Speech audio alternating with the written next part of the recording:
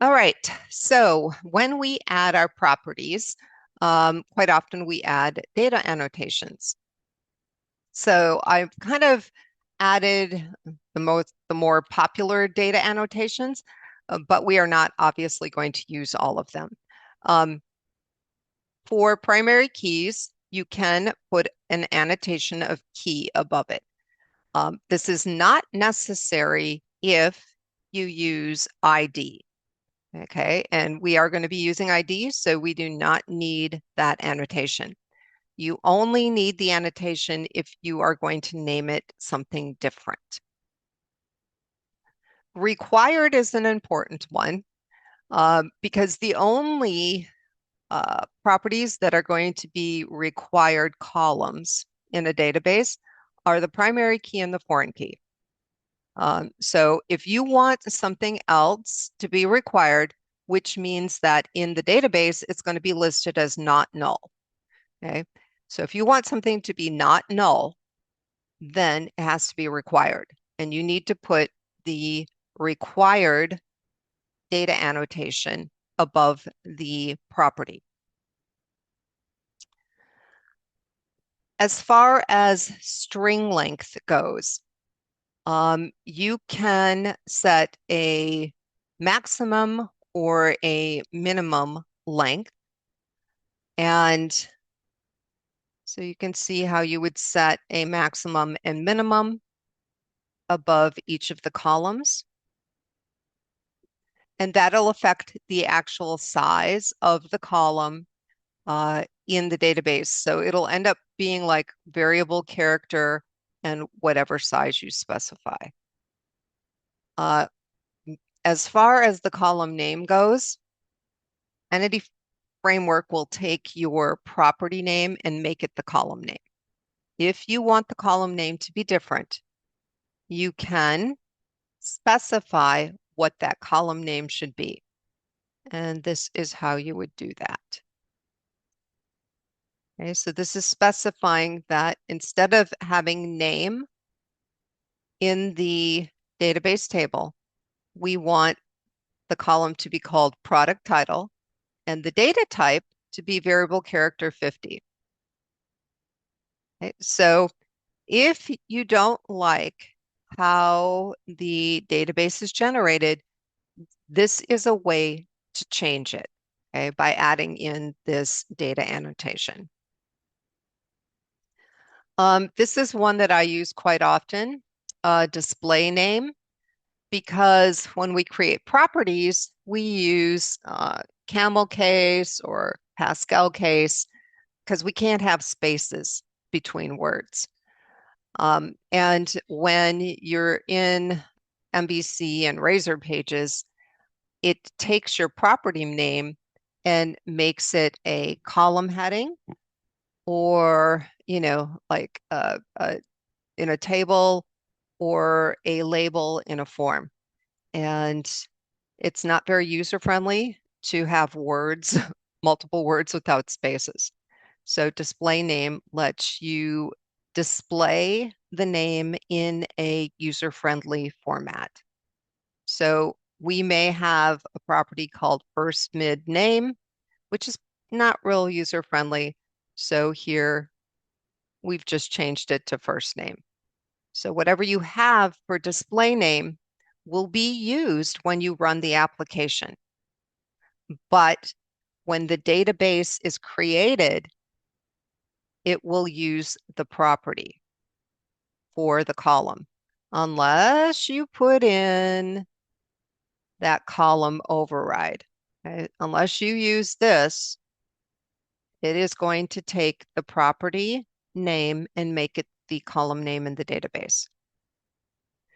Foreign keys you do not normally have to annotate, especially if you are following conventions.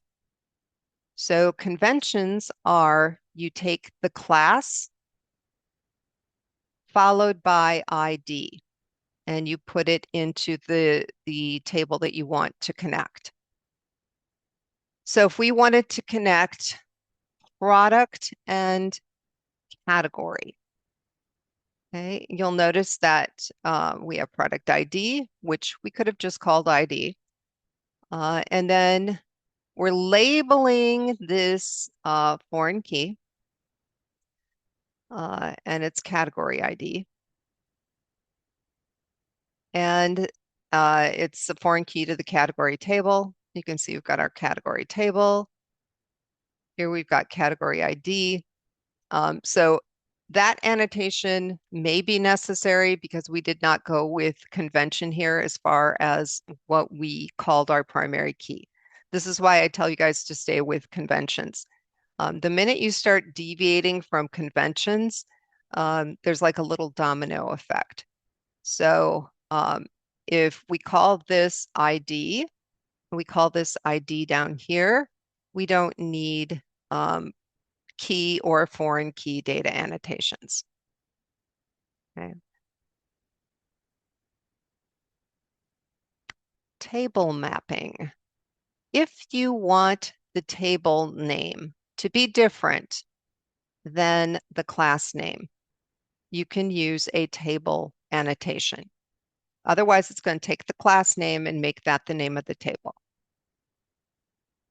Now, occasionally, you will have a property that you don't want included in the database, and that is when you use not mapped.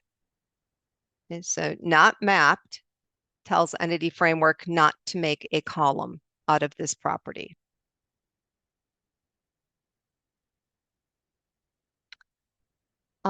For enumerations, you can tell it to store the values in the database instead of the integers. Okay? And if you remember, when we use enums, they are numbered. And this is something that we are going to use. I do have an enum, and we do want the values to be stored because let's face it, that is user friendly and integers are not. Okay, so that is something that we're going to use. And so here's a little example with multiple data annotations in it. String length is something that I use quite often, which is just a maximum value for the string. Email validation is also something you should use because it automatically will validate an email address. Not that the email address works, but that it is formatted correctly. Okay, so there's an @ sign in it. There's a certain number of characters after the @ sign. There's a dot. There's a certain number of characters after a dot, the dot. That's what it validates. So there's a lot of additional data annotation commands. And so I do have some links to resources if you want more. But to get you started, this is a pretty good list. As far as navigation properties go, this is what people usually have the most trouble with. It is why in your term project, I'm going to have you run your model classes by me before you do anything else in your projects, because I want to make sure that they're set up correctly. But the navigation properties are basically telling Entity Framework how your tables are going to be connected, how they're going to share data. And the problem with messing up in this step is that you don't normally see an error message. It's just when you go to add data, it just hangs. It does not work. And sometimes if it's really messed up, you can't even do the migration to create the database. Okay, so this is probably one of the more critical steps in the process. And so the rules for creating foreign keys and navigation properties is you take the primary key from a table and you insert it into the related table along with the class object. And then the table where that primary key came from, you have to insert a collection into that table. And that collection represents the many part of the relationship. Okay, so those, you have to have both sides for this to work. So you really need to think about how your tables are going to be sharing data. Okay, so we are going to have a user class, a workout log class, and an exercise class. And user and workout are related. One user can have multiple workout logs. Okay, so what we have to do is we have to take our ID from our user class and we have to insert that into workout log. Okay, and this is how we do it. Okay, so it's pretty much the same way we created ID, but we put the class name in front of it. And then right below that, we put in our navigation property, okay, which can be like this, or we can actually generate an object. So if we didn't want to make this nullable, we could say public user, user get set equals new user. Okay. You either have to make it nullable or you have to generate an object. Those are your only two options. Okay, so that is how we get the one portion of the relationship. One user can have multiple workout logs. We take the ID from the one table, the user table, throw it into workout log. They can have multiple workout logs. Okay, so that's our many part of the relationship. So then in our user class at the bottom, we add a collection that represents that many part of the relationship. Okay, and most of the time, okay, and you can see we've got I collection instead of just collection. And you'll notice that quite often in Razor Pages and MVC, the commands will have I in front of it. And that is kind of a weird little quirk.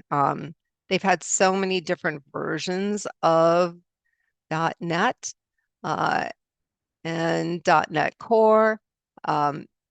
For the newer versions, they started putting the I in front to differentiate.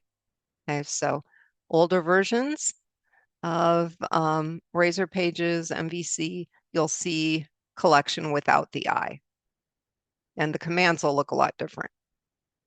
Okay, so this is how we have to create our collection. And so I think this should be the class. I think I changed the project. Hold on, let me fix this. All right, so this is fixed now. This should be workout log because that is the class and that is what we have to put in the angle brackets. We're going to call it workout log, got the get set, and you either set it equal to a list or a hash set. What's the difference? The hash set gets rid of duplicate entries and the list does not. In this case, I might want to see the duplicates because that represents, you know, all of the different workouts. So in this case, I'm not removing the duplicates. Okay, and so at this point, without further ado, we are going to be adding code to our three model classes. And as you can see, I've got the data annotations added, and I've also got the navigation properties. So both user and exercise have a one-to-many with workout log. So the workout log is the many portion of the relationship, and that is the portion that gets added to user, and that is also the portion that gets added to exercise. That means that in workout log, we have two foreign keys. Okay? We have one foreign key for user and one foreign key for exercise. And when I run this application, I would prefer it to say user and exercise in the forms rather than user ID and exercise ID. Okay, so I changed the display names so that they would be more user-friendly. Okay, and so what this is going to allow is for a user to specify an exercise and log it, and then they could actually do multiple exercises in a day. Okay, each log will have a different ID, but it would have the current date. So, I mean, if I went for a run for 45 minutes, I could log that, and then if I did weights for 30 minutes, I can log that. Okay, so it makes it pretty flexible. The other thing that you'll notice in here is that in exercise, I did do an enum. I thought this was easier than allowing them to enter the type of exercise. Because if they enter the type, then typos and upper and lower case are considered different. This just gives you a standard list to select from. Okay, so I am going to move this over here. And we will start with user.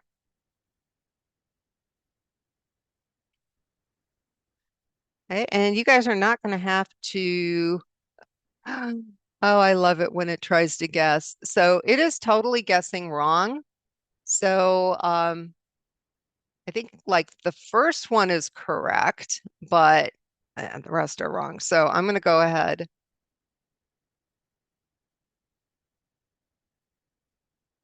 A lot of that is not super helpful. Let's get rid of all of this. This is our primary key, and if you want to put in comments, you can. Sometimes that does help the AI when it's generating.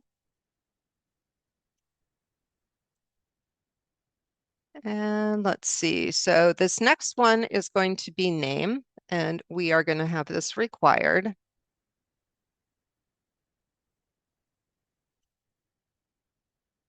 Whoops. And let's see, we're going to have string length 100. Sometimes it is just plain best to ignore what the AI is keying. Now, public string name, this is correct, but we do need to set this to string.empty.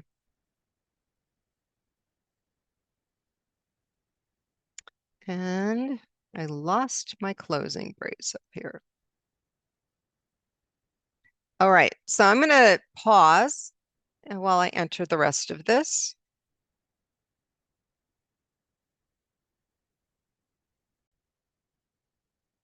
All right, so I have entered user, and now I'm going to move on. And we're going to do exercise next. And I'm going to put the enum above my class here. And the location of this is going to be important just because, oh, it's guessing correctly. A smart little program. The location of this is important because of changes we're going to make later on to one of the views. We're going to display a dropdown with these types in it. Okay, so you want to make sure you put this above the exercise class. And then I'm going to pause here and enter the rest of this. All right, so now I've got all of my properties added for my exercises. I'm going to hit a save all here. I'm going to run over into workout log and add all of the properties for that. So hold on. All right, I'm going to hit a save all here and run a build because now I have all of my model classes created.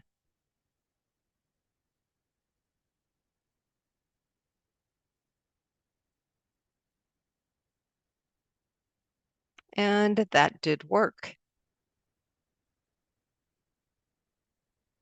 All right, going to be moving on to the next step, which is adding entity framework.